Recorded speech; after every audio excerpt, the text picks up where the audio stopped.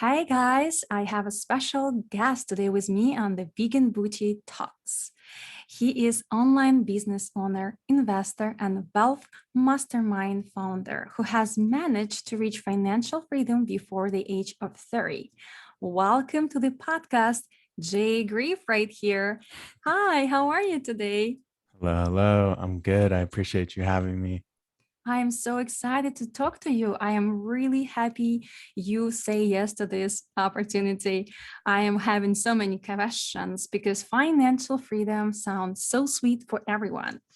But before we get into this, I want you to a little bit more talk about yourself. So could you tell for me and everyone who listens us where you came from and what do you do for a living right now? For sure. I'll try to give you the short version.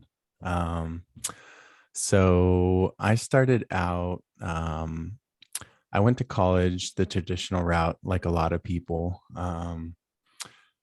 who were fed the go to school, get a good job, get good grades so you can, have a nice high paying salaried job. And that never really resonated for me. Um, By the time I was a junior in college, I had come across someone by the name of Gary Vaynerchuk. Do you know who that is? No, Gary V? really. I Okay. don't. Well, he's now a very, very famous entrepreneur. And a lot of people our age look up to him for advice on social media, marketing, etc. Anyway, I came across one of his books. One of my professors actually assigned it. And this was back in shit, probably 2012, 2013. Um, and he was screaming from the rooftops about social media and how it was going to change the landscape of business, how it was going to change the world, basically, change marketing, advertising. That day in class, I created the Instagram that you now follow. And I had no concept of what the journey would be like, but I just knew that that was kind of going to be something that I gave my all to. At the same time, I had hit a rock bottom and I started to get really passionate about fitness. And so things kind of fell together in that sense. So let's fast forward a little bit. I graduated, and instead of taking a nice salaried job with my business degree that I had earned, I moved back in with my mom, humbled myself, ate shit, and basically went all in on my dreams I wanted to be a full-time online fitness coach. At the time, that was like my life dream. And so I just started grinding basically. I started out personal training and then like under the table because I also didn't want to work for a gym and give half of my profits away. So I was doing that and I was trying to build my online social media presence and my online coaching clients. I did so over a period of years. It did not happen as fast as I wanted it to. But by 2017, I had a full clientele, a full roster of online fitness coach or online fitness clients and such. And I had achieved my life goal at the time. And yet I was not happy at all. I was working more than I would have if I would have just gotten a 9 to 5. I was not making nearly what one would think.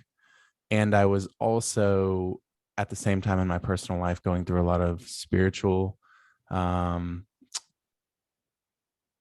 wake up calls, I guess you would call it. I was kind of going through another dark night of the soul, for those who are familiar with Carl Jung or anything like that. Basically, kind of like another mini rock bottom where you just don't feel happy about the life that you're living. And that was very interesting to me. So I did a lot of soul searching, and basically, long story short, I folded a full-time successful business that I had built. I think I had like around 40, recurring clients, and I had built a solid social media presence. So, I mean, I could have really done a lot with that, but it just wasn't what my soul wanted to do anymore.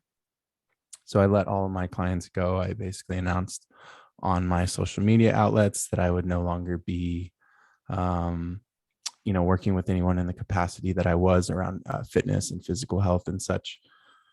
and I hired business mentors. And that was a huge shift in my life. So first off,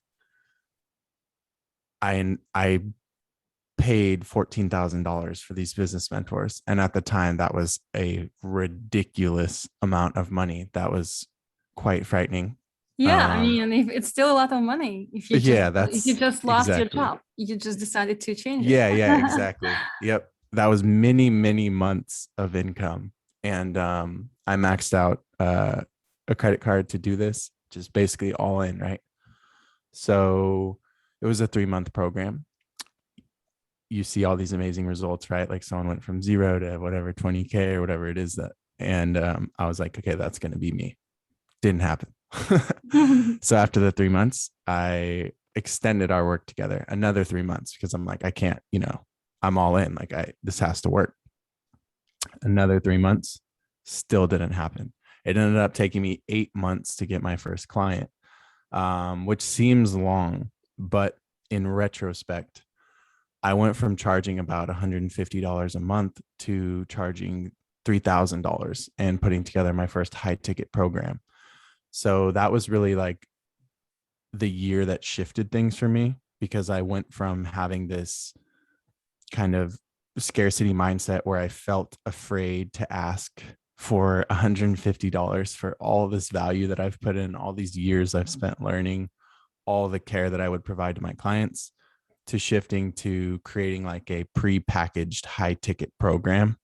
Um, and that was a game changer for me. At the same time, that allowed me to shift out of helping people with just transforming their bodies to the birth of my kind of like my baby, what has been pretty much the pinnacle of my brand, which was called Mind, Body, Soul Mastery. And I'm sure you can imagine what that would be about. It kind of was about all things related to the human, not just their physical shell. So yes, we worked on the health. Yes, we worked on the fitness, and training and nutrition were a part of that. But it was much more so inner work, focusing on subconscious beliefs, getting people into spirituality, healing trauma, things of this nature, so that not only do they look good on the outside, but they actually feel good on the inside. And you and me both know, coming from the fitness industry, so many people that look like literal Greek gods hate themselves, and they Yeah. don't actually feel good on the inside. They're depressed. They have no self-worth outside of their external meat suit, as I like to call it. And so that kind of bothered me. And I worked with enough people in the fitness space to kind of, you work with people and you help them get ridiculously lean. They look amazing. And you hear from their feedback and their check-ins, and they're not happy with themselves at all. It's like they don't see themselves at all objectively, right? So that was kind of also a light bulb moment for me before I pivoted, of like, I thought I was really helping people, um, just to kind of get to the end of the road and see like a lot of these people were no happier after we got them, 25 pounds of fat off or whatever, gained 10 pounds of muscle or whatever they wanted to do. And I just really wanted to make a deeper impact. So let's fast forward a little bit. Um, After I had really built and scaled Mind, Body, Soul Mastery, my first high ticket program, like I said, there was a lot of spirituality focus in that, really helping people discover kind of their purpose and gain clarity and a larger sense of meaning in their lives. It wasn't just around the physical. And what ended up happening is I put enough people through that, and they would kind of pop out the other side a completely different person. And they're kind of, I would get, clients recurringly coming to me like, what's next? Like, I want to share this. I want to teach this. I want to serve. I want to be of service now that I'm not suffering anymore. And I didn't really have an offering for that. Mhm. So I actually had one of my clients kind of force me into doing this little test, in which she wanted me to help her kind of like build a business around everything that I had just taught. Everything that I had just taught her, everything that she had just shifted. She wanted to help other people do that because she saw how ridiculously beneficial this was for her life. And that ended up inspiring me to create my second high ticket program, which I still have a version of, and it is called the Aligned Entrepreneur. Mm-hmm. And it's exactly how it sounds. It's taking business, which is often hyper masculine, the grind mentality, team no sleep, and sacrifice to win, all of these excessive mindsets, and it's applying spirituality to it, taking a much more balanced approach to things and making it less tactic and strategy focused and more focused on being aligned, being in your purpose, and realizing that the rest will fall into place when you're serving from a place of authenticity and alignment. And that really resonated with people. That seemed to be what the market wanted. So between those two offers, those really solidified my brand, and they kind of complemented each other. People would go from one and want to do the other, or go from one and want to do the other. And so it really kind of built this community over time. And it took years and years and years. Like I said, when you start out in business, you think that, your year goal might be six figures or something. And it's like, usually it's not going to happen like that. It was a Mm-hmm. slow process. Like, it was 4 years of eating shit before I even had the clarity of what I actually wanted to do in life. So it's not linear at all. It's very much so exponential growth. Like, you might be, for those of you who are watching on YouTube, I'm dragging my finger horizontally. You might be like going across like a stock that hasn't moved in years, and then all of a sudden one day it's just skyrockets, right? Yeah. That's kind of like how it was for me. Like, it was very much so like slow growth, and I felt like in many ways like I was forcing things when I was doing the fitness stuff. It was just so much work and effort and self-hate, to be honest, put into trying to force this thing, trying to build this big business, and it wasn't in the cards. And it wasn't until I completely surrendered to that and was okay with 8 months of not a single client, and like the complete unknown of like, let me just tear down my life and start over again type thing. Mm-hmm. And then everything from that birthed. And it was not long. I mean, 2018, 2019, exponential growth each year. And then that leads us all the way up to 2020. I know this is a very long answer. I appreciate your patience with me responding. So I just want to give people a full understanding, because I think it's really important for people to understand this is never an overnight thing. It's always a lot of struggle, and it's a journey. It's not a destination.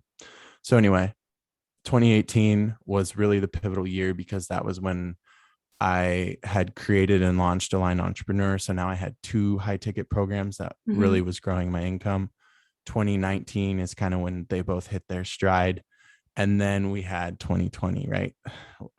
Which shut the world down, and many people were not ready for that. Well, Yeah. luckily, I was not many people. I had been saving cash under my mattress, per se, Are for, you kidding? I mean, like, yeah, even like when you was doing already your high tech programs, you were still saving cash?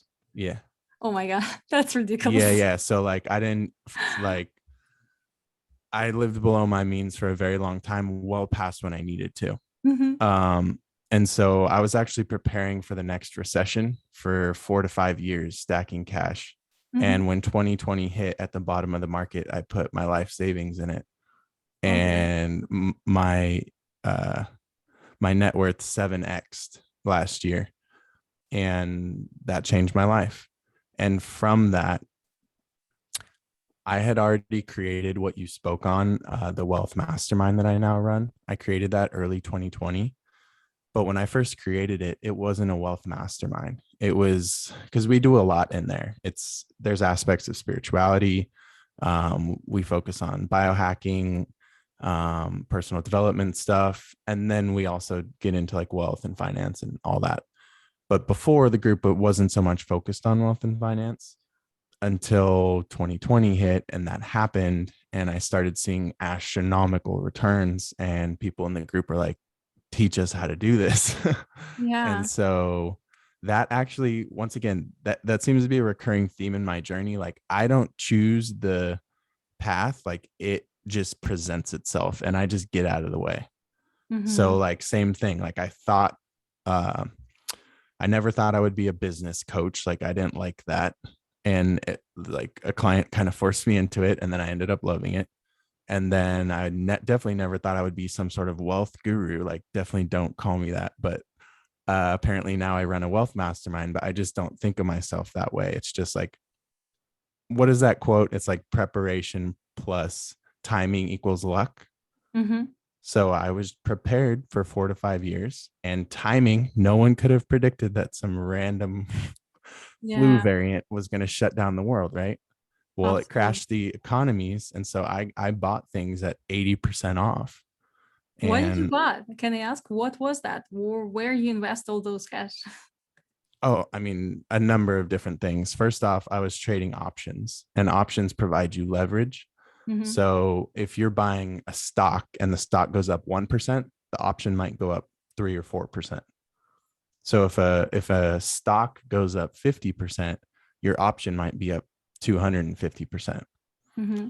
So yeah, I mean, you can imagine that. I mean, some of the major companies in the market had their price cut 80%, which means that on the way back up, they're going to 2 to 3x. And that's just the stock. But if you're in options, that's going to be multiplied by another 2 to 3x. So yeah, and maybe we can get into that a little bit later. But to kind of conclude things, that has been the journey. 2020 was a life-changing year financially. And then once I saw results like that, it was pretty much just like at the same time, kind of the climate, when you look out at the world right now, I think a lot of people realized in 2020 that they cannot expect anyone to save them, and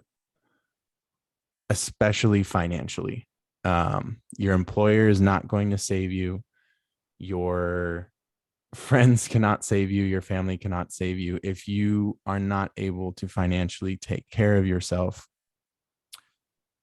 because you're expecting a consistent paycheck every week, every 2 weeks, every month, whatever it is, a lot of people had to learn the hard way that, yo, random shit can happen. The world can shut down tomorrow, and it can re-shut down next month, and it can shut down for years rather than months. Like, we don't have control over that. And so I think it woke a lot of people up to the need for financial literacy.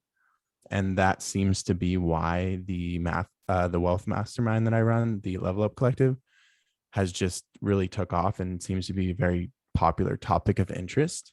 People are very interested in freedom and financial freedom. And I mean, it's 2021. The internet changed everything. Yeah. You can literally learn anything. Like, the internet decentralized information, and it deprivatized information. You no longer need to go to Harvard, Yale, or be in some secret society or have bougie friends to know things that the powers that be don't want you to know. Yeah. You can access this on YouTube, on awesome podcasts like yours. Like, there is so much information out there. People just either are don't know where to look, they don't care to look, or they don't believe the statement I just made. Mm-hmm. And so I like to somewhat use myself as proof of that. Um, I do not come from a family of wealth by any means. I Mm-hmm. was raised very lower middle class. My parents are both rather cheap, for lack of a better word. And at this point in time, at the age of 29, I now have a higher net worth than them both combined. So, how is that possible? The answer is information.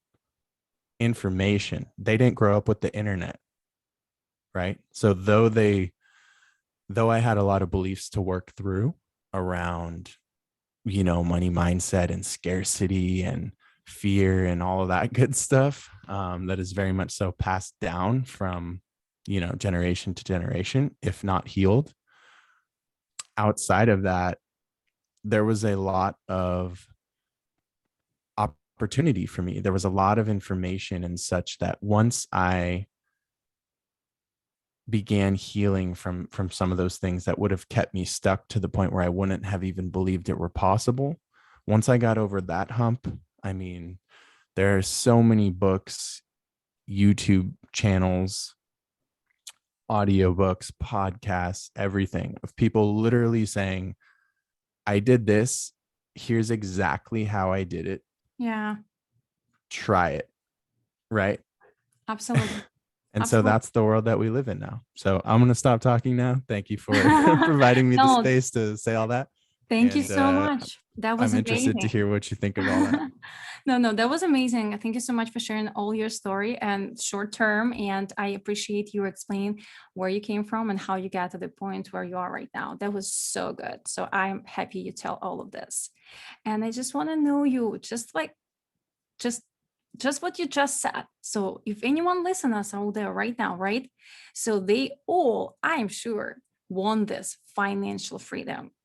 And could you tell specific steps what any person could do right now in order to get maybe not to the financial freedom yet, but to kind of start out to understand what to do and maybe even where to look this information?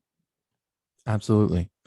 So very, very most basic level, because like you mentioned, there there's different levels, there's steps here, right? And so we can't talk about financial freedom when we haven't even talked about financial excess or getting out of debt or anything like that, right? So, I mean, from the basics, and I didn't even mention this, but when I graduated college, I was $50,000 in debt.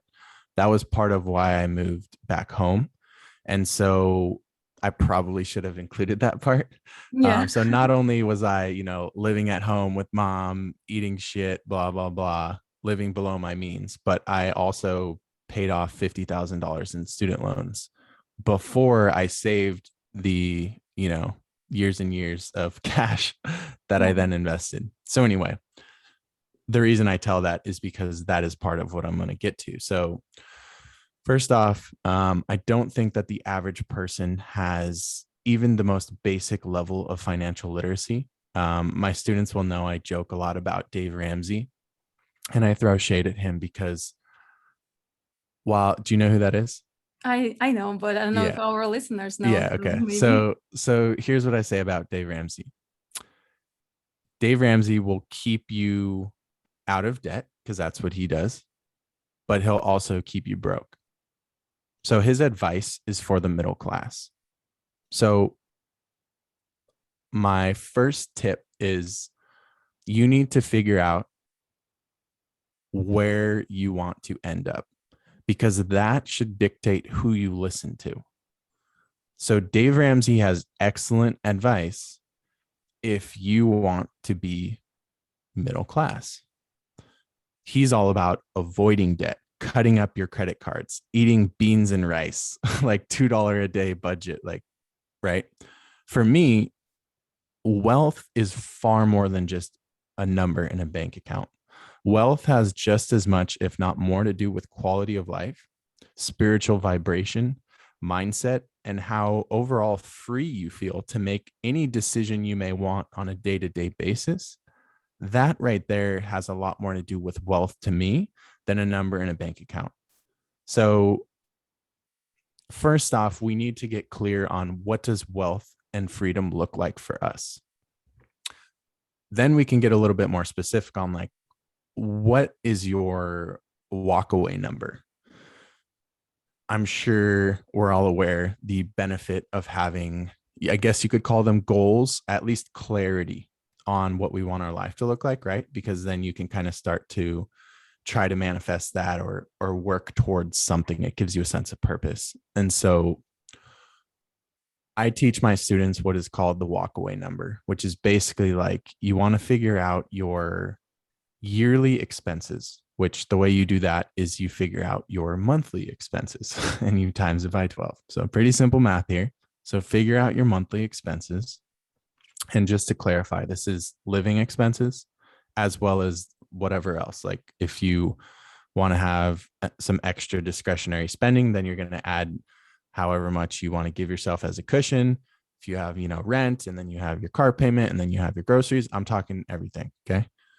So you're going to times that by 12. That's going to give you roughly the yearly amount you're going to spend each year just to survive. Now, this should not be like you're eating shit and you hate life. Like, I'm not advising what I did. Like, Yeah, it good didn't need to point. be that hard. So I was just an aggressive all or nothing person before. And so anyway, find that happy medium of like, you're not living above your means and you're living in delusion, like, oh, money's going to fall on my doorstep and it's fine, but you're spending way more than you're making. I'm not saying that, but I'm also not saying hating your life, living out of your car. So somewhere in between, and you're going to multiply that by 12. That's going to give you your yearly. And then you're going to multiply that by 20. That is your walkaway number. And the reason that I teach that, even though it might seem out of order for someone who is completely at the beginning of this process, is because I'm yet to meet someone who doesn't tell me that they'd love to be financially free, right? That they'd love to be a millionaire, that they'd love to be rich. And then I say, okay. And yes, I actually asked this. What is your financial freedom number? I'm yet to have someone tell me on the spot. They're usually taken back. And I bring that up because it really speaks to this thing we do as humans. We like to dream and hope, but we don't have any clarity around what we actually want. So we wouldn't even know it if it hit us in the face. Yeah. Right. So we all want financial freedom, but what does that look like? Well, it looks like if you have enough money to where you don't need to work for 20 years, you can consider yourself financially free. Okay. Now, it's not that 20 years is magical, but here's how I would think of it. While you would have to not make a dime on the money you had accrued for 20 years for it to run out, the likelihood of that, extremely low, right? Mm-hmm. Even if you just put it in extremely conservative investments like bonds, it would at least be earning 4 to 8% a year. Yeah. Right. Which when you have that much money is a good amount. So as you can see, that is a very important starting point. And then that'll kind of get you on the journey. From there, you can get a little bit more practical into basic personal finance. So I find most people are afraid to budget because they feel like the word and the connotations around budgets are restrictions. Budgets simply add clarity. Now, do I budget everything in my life these days? No. Did I have to budget to get here? Yeah. So also you want to use discernment around like, where are you at in the journey, right? So if you're earlier on, a simple budget will show you where your money is going. I can promise you, if you don't have clarity via a budget, you are spending way more than you think on random little shit. Yeah. Whether it's Uber Eats or little Amazon Prime purchases, or, the 2 weekends out a month that you don't think are that big of a deal because your bank account always seems to stay around the same range. I can promise you, you're leaking a lot of cash flow. And simply doing this exercise alone is very illuminating for many of my students and in my experience. From there, the benefit of having a budget is understanding how much we're spending per month. And then we can allocate ourselves money into different categories, right? So I'm not saying don't eat out. I'm not saying don't, go enjoy yourself periodically, etc. But it would be more helpful to give yourself an allocation ahead of time that you've agreed upon, and then having the discipline and willpower to say that's enough when you have spent your allocation for that month. Okay, I've already spent, the $400 that I allocated towards eating out this month. I'm going to, cook dinner, even though I wanted to eat out or whatever it may be. Reason being, this feeds into kind of the other part of it, is like, once you have a budget, you can rearrange and customize that budget to where you want to make sure that your expenses are not exceeding your income, right? And then you can start to play around with it and it becomes like a game. I promise you guys, this might sound sick at first, but it is fun. It does become fun because once you see everything on paper, it becomes like a puzzle. For example, you don't have to be balling to, I think a lot of people think you have to be making so much money to reach financial freedom. You do not. You just have to have an excellent understanding of budget and income versus expenses. So let's say you're making $7,000 a month Let's and say you $10,000. 10,000. Yeah, I like that. Okay. So let's say you're making $10,000 a month and you do your budget and you figure out that you're spending 7,000. Now, maybe that's between, business expenses and personal or whatever, because that's kind of high if you don't run a business. But if you do, that would be fairly normal. So you have $3,000 extra per month. That's pretty solid. So now we have an actual understanding of, okay, I have 30% excess cash flow each month. Now you can play a few games here. Game one is, how can I increase my income by 10, 20, 30, etc. percent, right? And this, we can call upon our creativity now that we have the clarity of where we're at, to kind of just think outside the box of, okay, I've already gotten to 10K. That's the hard part, right? Getting to $100,000 a year is the hard part. Once you've done that, getting from 100 to 150 or whatever, that's not the hard part. So that could be a very easy game that one could easily do, and not that long of a time span. And then you want to look at the other side of expenses. So I'm spending $7,000. How could I reduce this, 10, 15, 20%? Where can I pull from? What are absolutely necessary expenses here? And what are like, I wouldn't be heartbroken if I, removed them temporarily, right? So let's say we tweak some things and we're able to get our expenses down to 6,000. So we take away $1,000 of expenses. Probably not crazy if we were, traveling and eating out and et cetera. That wouldn't be that hard to do. Mm-hmm. And then on the income side, we figure out a few creative ways. Maybe it's partnerships, referral programs, blah, blah, blah. A side membership offer, like just, there's a million ways you can print money once you already get the basics of business down and you have a customer base. So let's say you raised your income from $10,000 to $12,000. So now you're making $12,000 a month and your expenses are $6,000 a month. So we just went from only having $3,000 of disposable cash flow left at the end of each month to $6,000. We doubled it. And that was not that hard to do. Another cool thing to notice is that our income now 2x's our expenses. That's pretty impressive. Those are pretty solid margins. So now the last part of the formula, once we've mastered making money, which is step one, and we've mastered debt and not spending all of our money via expenses, which is step two, step three is, okay, let's take this money and make this money work for us. So that's where we want to look into investments. And with investments, there are all sorts of different levels to this. There's something as basic as, like I talked about, extremely safe bonds and such. I'm not really a fan of those. To me, the safest investments that are even worth doing, like the bottom tier where I would not even go below, would be investing in the indexes like the SPY, the NASDAQ, and the Dow. Those are going to average 8 to 12% a year. This year, the SPY has already averaged almost 30%. That's just an aggregation of the 500 biggest companies in the stock market, called the S&P 500, if you've heard of that. Mm-hmm.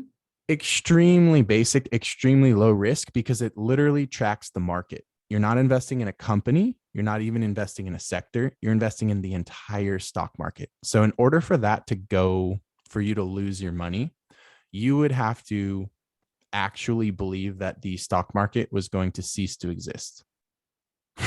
Yeah, it's so pretty unlikely. Yeah. So that's going to be the minimum level of risk there, but also not the highest upside.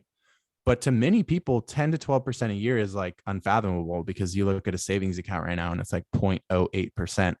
Yeah. But Yeah. the thing is inflation is eating up about 6% this year because of the pandemic we just went through. The Fed printed so much money that deflated our money supply in 2020. So what goes up must come down, right? We know that it has to bounce back. So because they deflated our money so much, they devalued it in 2020 by printing. For the next year, 2 years, 3 years, we're going to deal with higher than normal inflation, which means that your dollar has less spending power. Mm-hmm. This year, we're seeing that really bad. If you've noticed, the price of food and things like that is a lot more expensive. You're Yeah. looking at like $3 an avocado. It's getting crazy out here. So that's where you're going to notice this: gas, things like that, right? So in other words, your dollars aren't going as far. So you don't just want to sit on your dollars, right? If in this example that we were using, we've managed to build ourselves a 6-figure business. That is incredible. Very few people will even do that. But from there, if we just continue to think, all right, I just need to work harder and harder and harder, you're still a slave to trading your time for money to some degree. And also, you have to continue at that pursuit or the money dries up, right? This is why financial literacy and investing is so important. You want to have multiple streams of income that are basically working for you, whether you're sleeping, whether you're on vacation, whether you go in a coma for 6 months, whether you die, like whatever happens, this is just growing. Yeah, absolutely. Agree. And all of the structures you teach in your course. Yes. So that's So I don't awesome. know how deep we want to go into like the investing specifics stuff. But yeah, I mean, we're talking. So I mentioned like the basic indexes. That's like your average person who's like, look, I've maybe never invested before, or I've just invested a little bit, but I have a lot of fear around it and I need to, learn the basics. You Mhm. could easily just start with the indexes. In my community, I do not really advise people to do that, because the main reason you would diversify is as a hedge against ignorance. Warren Buffett has an awesome quote about that, who's often referred to as, one of the best investors of all time. He basically says that diversification is a hedge against ignorance. What does that mean? That means that the main reason you would diversify is if you're ignorant, meaning you lack knowledge. So that's why I'm saying, for people who don't want to spend the time and the effort to really develop their certainty and improve their skill sets around, fundamental analysis, technical analysis, learning macroeconomics, these things that I teach in the community. If you don't want to do that, just put your money in an index. But you have to be okay with the fact that it's only going to go up an average of 10% a year. Mhm. What I teach in the community is various strategies to consistently see 200% to 300% ROI per year. Wow, that's a lot. Yeah, that's life-changing.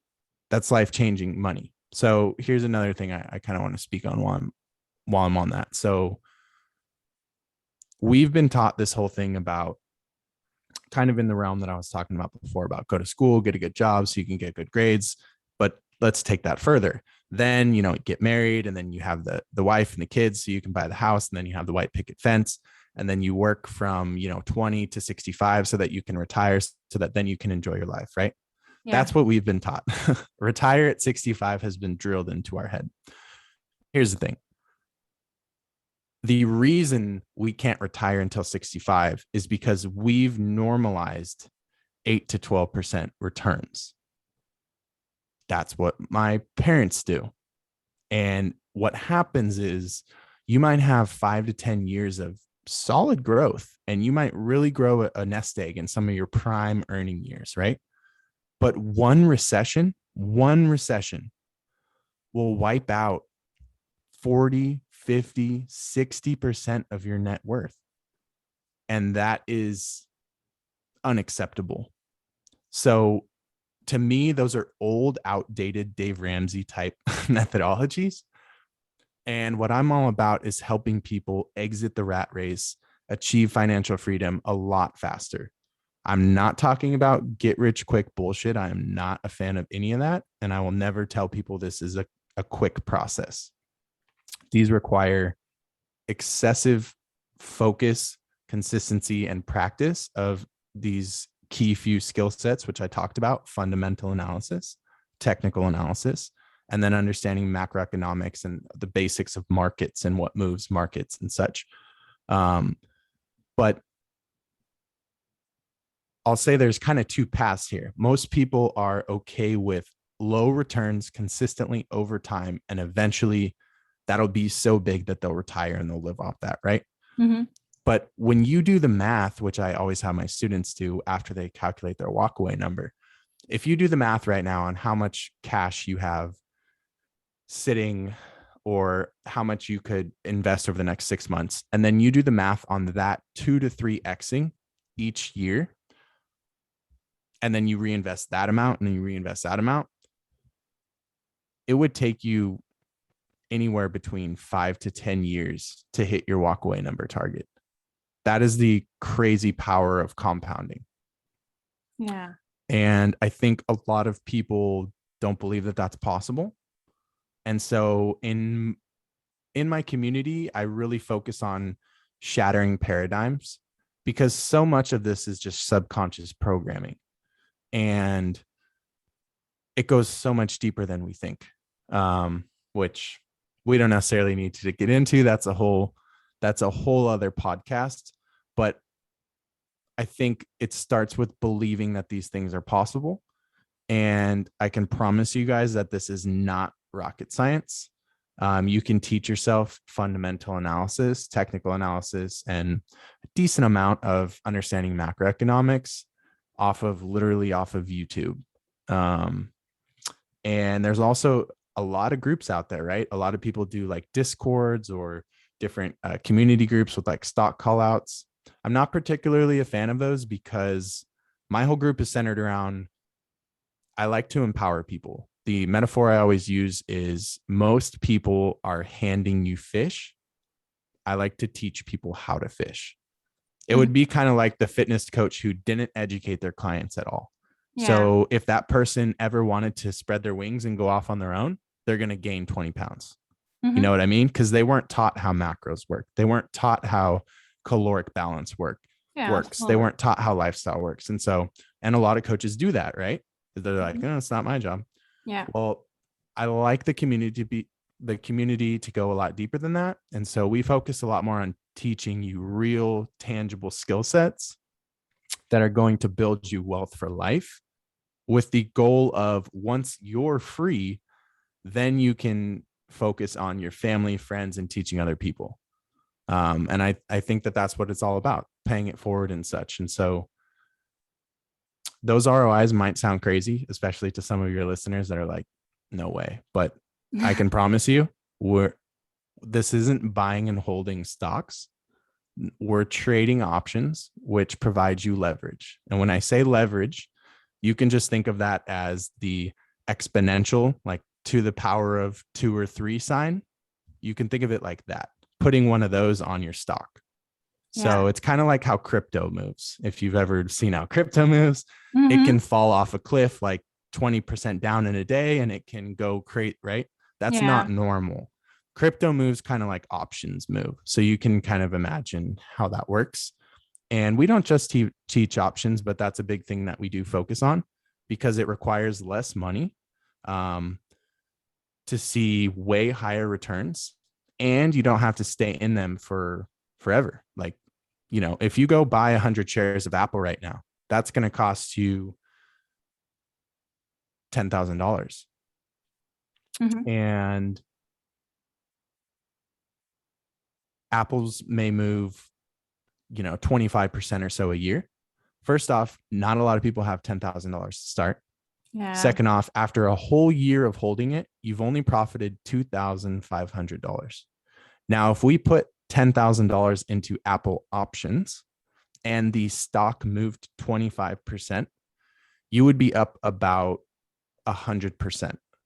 So you would have took 10,000 and turned it into 20,000, and you might have only held it for 6 months. Amazing. I love it. So that's kind of, yeah, I'll keep it like, I think we can keep it there, but just to open people's understanding of like, there's a lot more out there than just buying and holding stocks and holding them for decades. You can do that. That's awesome. You know, dividends and all that stuff. Awesome. But that's playing a very slow game. I think it needs to come down to one's asset allocation and maybe having some of that, but realizing that if we focus on a strategy like that, we're going to get the results that that type of investor gets, which is slow and consistent. And so we like to focus on things that help people get ahead quicker and leverage their understanding of technology and such, which really gives us an advantage. And the main things that do that are options and crypto. Yeah, I love it. And then I like that you explain all of this, and this is in your course. So the good chance for someone who listens out there and they want to know more and join your community, how they can actually do that. Yeah. So small clarification. It's basically I wouldn't call it a course. I would call it a wealth mastermind. The reason being, courses are typically, they're pre-recorded, and then it's kind of like a do-it-yourself, right? Like you're kind of on your own.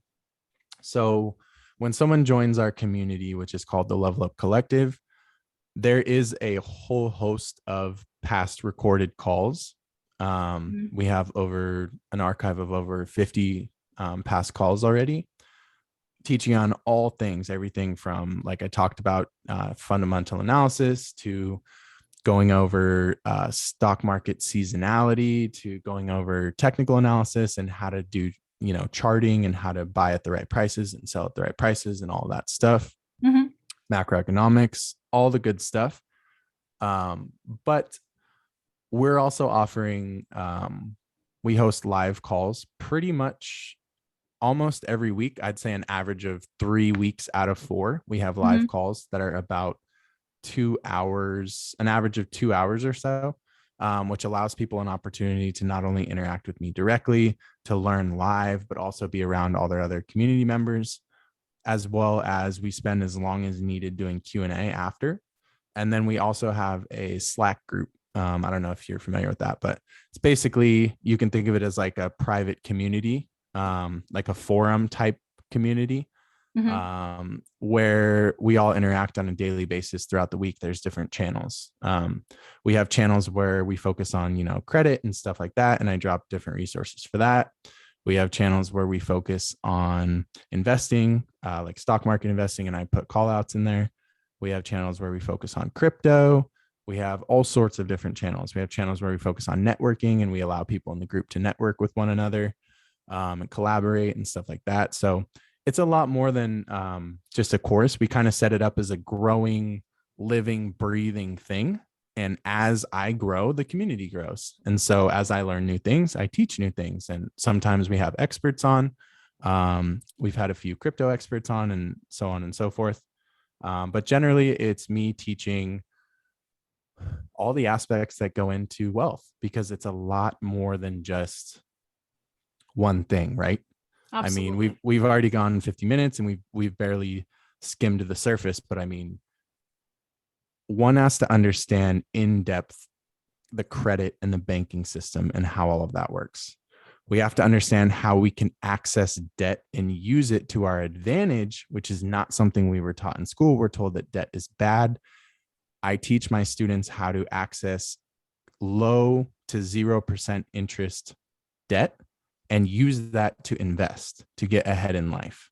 That's another thing that wealthy people do consistently. Just think of like real estate, but we're not taught that. The lower and the middle class are afraid of debt, right? So it's all these different things that are all together make up wealth. And there's just so much to it that I would never just offer this in a course. It's very much so an ongoing community where we kind of do it like membership style, so that people can stay for as long as they need. And we like that. So circling back to your question, I don't know if you're going to drop any like show notes or anything like that, but we do have like a basic, so our doors aren't open right now for the Level Up Collective, but we do open them in just about a month. We usually open the doors about once a quarter. And so we have an application process. I believe didn't you apply?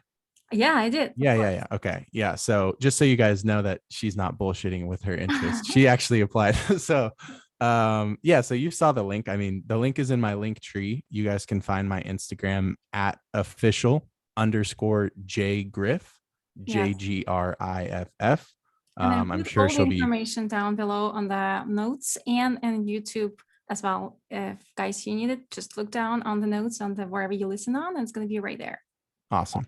Yeah. So I'll just send you the link, but we basically just have a waitlist application. So we do require people to apply. We don't just accept anyone. Reason being, I don't want you to spend your money if you're not going to see excellent success, quite frankly. So we like to kind of vet who we're working with. And we only accept between 5 and 10 new members per round.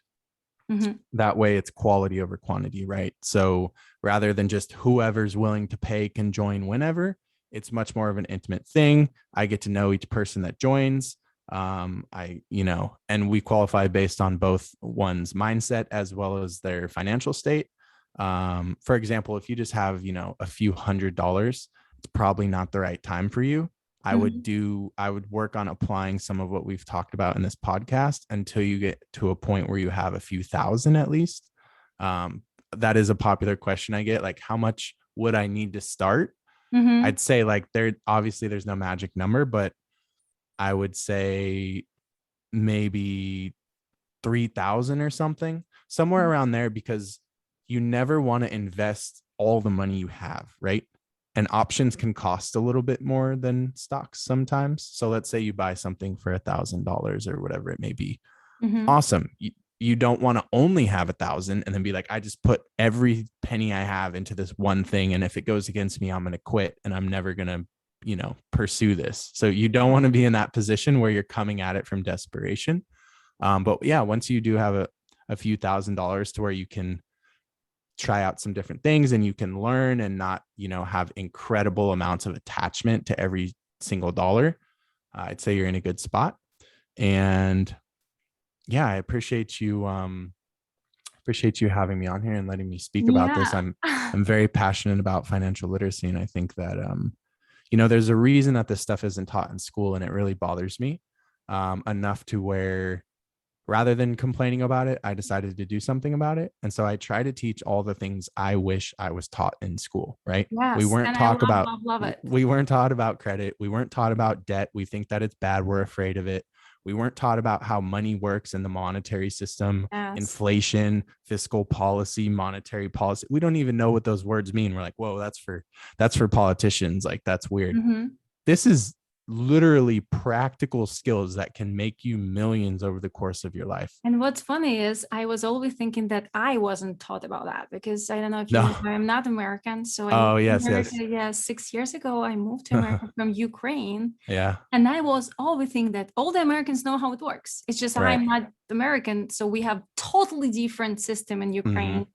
And then no one even think about this in my country. And then how shocked I got when I start learning and educate myself, and I understand that, oh no, that's not because I'm not American. That's just because they don't know too. So I am absolutely happy that you did that. And what I like about you, that I am sure if you have a problem in your head, and if you don't believe in yourself, and if you don't know that you can be rich, you're never going to get there. 100%. So I like that you are coming from the mindset place, that you teach your students and your clients how to get there inside before they're going to get out and will see the money. Just a couple of days ago, I was, I want to share the story with you and with the listeners. I was with my friend in a bar, and he, the guy who invests a lot, and he invests a lot in the crypto, just like we talk about. And then he was sitting with me, opened his phone. He said, do you want to see something funny? I'm like, yeah, sure. What is that? He showed me a screenshot of his wherever app he used, I don't know, for investing money in crypto. And it was like, I don't know, like over $3 million right there. And I was like, oh, congrats. So I'm sitting with a millionaire. And he's like, so the thing is, I would think like that, but the app is just kind of like freaked me out. So some stupid thing happened with the app. So it wasn't real money. He couldn't take them out. Oh my. It was a But glitch? so yeah, some type of glitch or something Okay. happened with an app. But what I want to point on this story as for about 30 minutes of his life, he felt a millionaire. Oh, And this got him crazy. yeah. He wasn't ready for that Yeah. mentally. Yeah.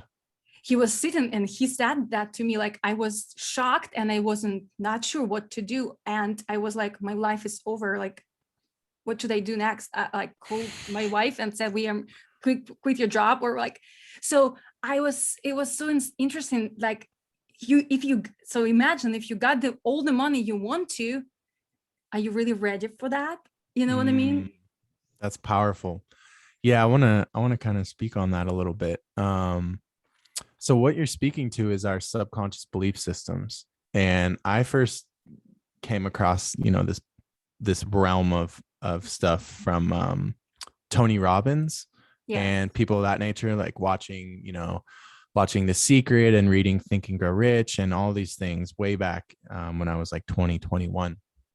And it later transpired into my work and such. And so I've done a lot with subconscious belief systems. And basically what you're speaking on is like our underlying unconscious beliefs about the world and about ourselves dictate 90 to 95% of everything that we think, that we speak, and that we will act on. In other words, 90 to 95% of our actions are coming from things that we are not consciously aware of. And so inside of the LUC, like, of course, on a podcast like this, we only have so much time and people always want to know like the practical takeaway, right? Like, what can I do now? Like, and people are always thinking that what they're missing is an action item, but it's almost never the action item. It's the underlying stuff as to why haven't you already done this? Why don't you believe you can do this? Right? Why aren't you seeking out the right information? And those answers lie in our unconscious. And so in the LUC, like we have a lot of calls and resources around all the practical stuff that I talked about, the different types of analysis. But the funny thing is that if you take a person who has the belief that wealth is bad or scary, or if they were wealthy, no one would like them, or if they were wealthy, they'd be judged, or what, all these things that are very, very common. They will actually find convenient and clever ways to self-sabotage, regardless of how well they know how to do fundamental analysis, technical analysis. They'll have these weird situations happen where they'll just happen to buy at the wrong time and sell at the wrong time, or they'll just mysteriously lose money, or they'll not take action on a call out, or they'll doubt their analysis, or all these things. And that none of that is logical. It doesn't come from your conscious mind. It comes from your belief systems. And so the bedrock of my work, whether we're talking about my Mind, Body, Soul offering, my Align Entrepreneur offering, or now my Level Up Collective offering, I teach the subconscious mind before I teach any sort of tactic or strategy on any topic. Because if you don't have the right hardware installed, if you don't have the right software, the right operating system in your computer, aka your brain, your consciousness, you're going to mess it up. You're going to get in your own way. So I love that you brought that up. And yeah, I'm probably more passionate about that than, looking at charts, but a lot of people don't understand that. Yeah, I know that why I brought it up. And I want to tell everyone out there, maybe you can recommend some free resources, first steps that anyone can do, like to kind of like get your mind in the right set about money before they even like try to make those money. Absolutely. So I would recommend, so there's two good books here. And then I can also recommend kind of like a healing modality if you wanted. So Mhm. one of the books is How to Be a Badass at Making Money by Jen Sincero. Okay, And cool. then the other one is Secrets of the Millionaire Mind. I'm blanking on the author's name, I'll Google but it. I'll uh, I'll add it in the description below. Don't okay, worry. cool. But you can't miss it. Those two are excellent, and they both bring the subconscious mind into the topic of money.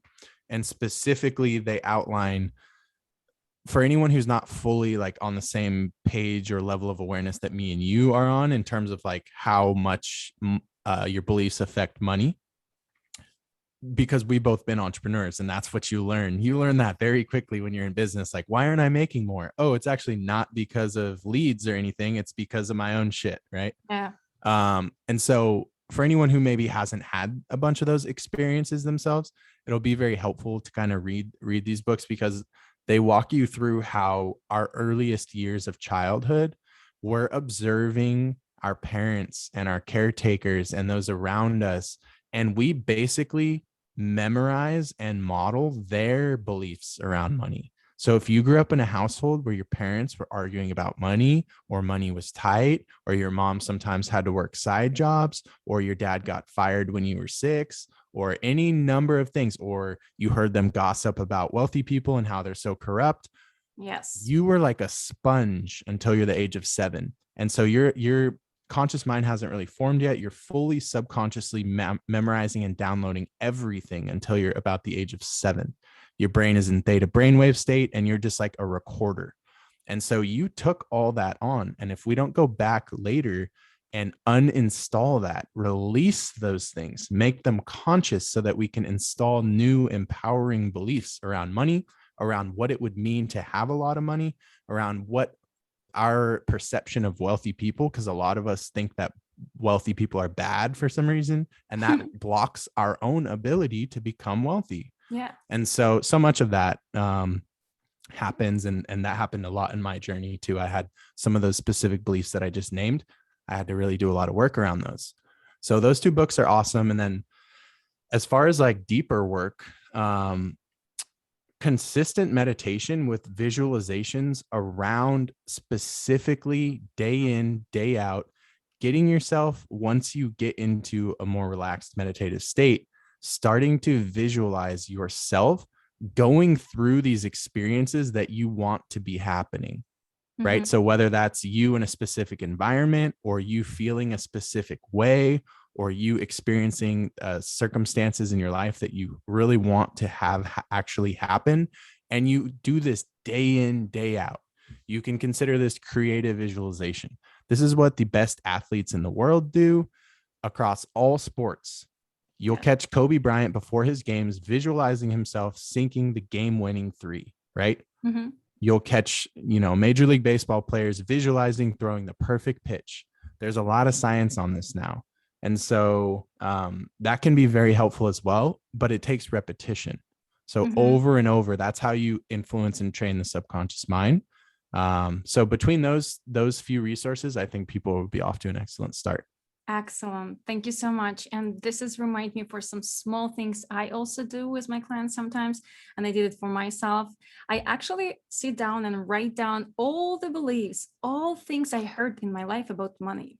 Mm. So I put them down in one list, even if it's a good or it's bad, doesn't matter. And then I read all of those, and what I don't like and what I think is not good ones, I just cross over and I concentrate on the one that I like, and they are bring me, everything I want to. And I just focus on them, and I try to see them everywhere, in my notebook or somewhere. And I was surprised that actually, just like you said, how much bullshit was in my head about the money, around the money from the day I was born. And I don't even realize that. So that's the good thing you guys also can do. I think it's helpful.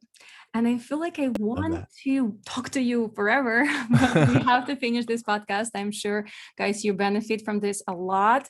But before I let you go, I have one question that I ask everyone out here. So, what you gonna do if that's gonna be your last day on this earth? Mm.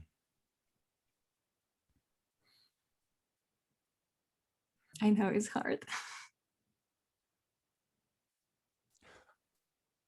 This might be an aggressive answer. If this was going to be my last day on this earth, I think I would go. I think I would jump out of a plane Okay. You mean like without a parachute. you mean without parachute or with parachute? Without a parachute. Okay. Okay. So that's how you're gonna die. But what you gonna do before that? That's a tough question for me. Okay. I live the life that I want to be living every day. And I know that sounds super corny and cliche, depending on the person's perspective hearing that. But I don't think that many people live in alignment with how they actually want to be living. And that's one of the things that I refuse to betray myself on anymore. And so day in, day out, I live exactly how I want to be living. And when I catch myself not doing that, I do what I need to do to get myself back into alignment with that.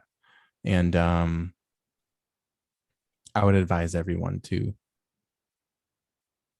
take that to heart. I think that's,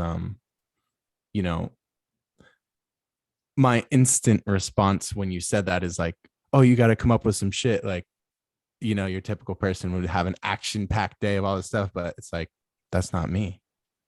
I value peace above anything else. So I live a very peaceful, slow, abundant life. And that feels amazing to me. So I wouldn't change anything. I would just, I would tell everyone that I love them.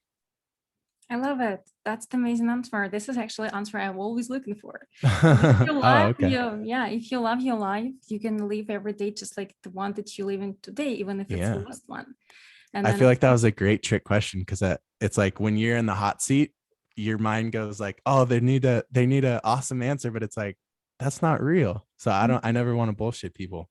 Yeah, I think that society tells us you would need to have some crazy last day, but what does that mean, right? What is that? It comes down to what makes you happy. Absolutely. Yeah, thank you so much for sharing this. And I also have a small game before we let this finish. So I'm going to say two things and you have to choose one. Okay. Okay.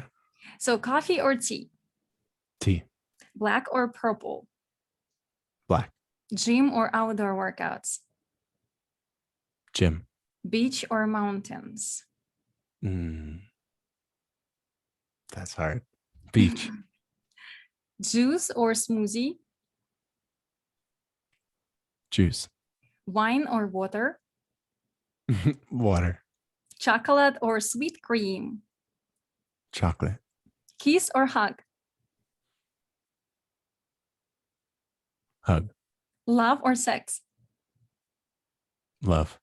Okay, that was it. Thank you so much for being honest. Love it. I like these games. Yeah, it's like those hotspot games when you have only 1 second, you do like you get the truth. Keeps people on their toes. Yeah. Okay, thank you so much again. It was a pleasure to talk to you. And I really feel like we can talk even longer. And then you guys, if you like this podcast, it wasn't about veganism or healthy lifestyle, but it was about healthy mindset and your not only financial, but healthy growth and spiritual growth. So if you like that, please guys, leave us a comment down below wherever you listen or watch. And we may gonna talk more. I hope you enjoyed it too. I enjoyed it. Thank you so much. Okay, thank you. And bye-bye, guys.